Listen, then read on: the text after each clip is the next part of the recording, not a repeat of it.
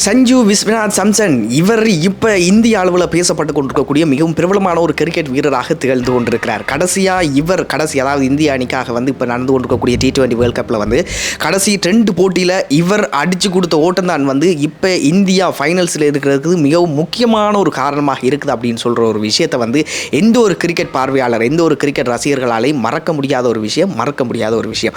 அந்தளவுக்கு இவருடைய பெர்ஃபார்மன்ஸ் தான் இப்போ இந்தியா ஃபைனல்ஸில் இருக்கிறதுக்கு மிக முக்கியமான ஒரு ரீசனாக இருந்து கொண்டிருக்குது. அதை விட இவர் 1994 பிறந்தவர். 2015 இன்டர்நேஷனல் கிரிக்கெட்டில் காலடி எடுத்து வைக்கிறாரு. அதுக்கு பிறகு ரஞ்சி ட்ரோஃபியில் விளையாடி இருக்காரு, IPL விளையாடி இருக்காரு. இந்த மாதிரி நிறைய டோர்னமெண்ட்டில் விளையாடி இப்போ ஃபைனல்ஸாக இந்திய அணிக்காக விளையாடி கொண்டிருக்கிறார். இவர் கடைசியாக அடித்த அந்த 2 போட்டியில் அடித்த அந்த ஓட்டங்களால் இந்திய அணி இந்தளவு தூரம் ஃபைனல்ஸுக்கு வந்திருக்கு அப்படின்னு சொல்கிறதால இப்போ வாழ்த்து மலைகளில் நனைஞ்சு கொண்டிருக்கிறார். இந்தியாவினுடைய அரசியல் பிரபலங்களாக இருந்தாலும் சரி, சினிமா பிரபலங்களாக இருந்தாலும் சரி, எல்லாருமே ட்விட்டர், ஃபேஸ்புக், இன்ஸ்டா அப்படின்னு சொல்லி எல்லா இடத்துலையும் சஞ்சு சம்சன் அப்படின்னு சொல்லி போட்டு புகழ்ந்து கொண்டிருக்கிறாங்க.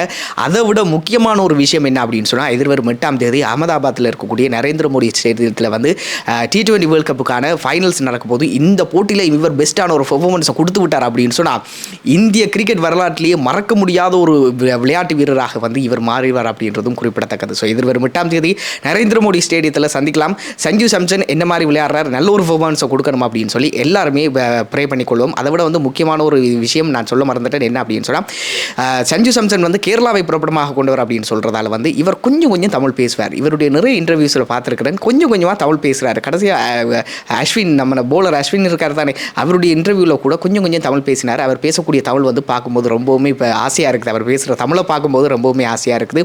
ஒரு நல்ல ஒரு பெஸ்ட்டான ஒரு பெர்ஃபார்மன்ஸ் கொடுக்கக்கூடிய ஒரு வீரர் தமிழ் பேசுகிறார் அப்படின்னு சொல்லும்போது உண்மையிலேயே தமிழர்களாக, தமிழ் கிரிக்கெட் ரசிகர்களாக எல்லாருமே பெருமைப்பட்டுக் கொள்ளக்கூடிய ஒரு விஷயமாக இருக்குது. அதை விட இவரில் பிடிச்ச விஷயம், அதாவது இவருடைய இன்டர்வியூஸை பார்க்கும்போதே விளங்குது, ரொம்பவுமே ஒரு அலப்பறை இல்லாத ஒரு வீரர், அதை விட பெருமைகள் பிடிக்காத ஒரு வீரர் அப்படின்னு சொல்லலாம். அந்த அளவுக்கு ரொம்பவுமே கேஷுவலாக, ரொம்பவுமே ஃபன்னாக அந்த இன்டர்வியூஸில் எல்லாத்துலேயுமே பேசியிருந்தார். ஸோ அந்தளவுக்கு ரொம்பவுமே கேஷுவலாக இருக்கக்கூடிய ஒரு வீரர் எதிர்வரும் ஃபைனல்ஸ்லேயும் ரொம்ப நல்ல ஒரு பெர்ஃபார்மன்ஸை கொடுத்து எல்லாருக்கும், அதாவது எல்லா கிரிக்கெட் ரசிகர்களுக்கும் ரொம்பவுமே ஒரு சந்தோஷத்தை கொடுக்கணும் அப்படின்னு சொல்லி எல்லாருமே ப்ரே பண்ணிக்கொள்வோம்.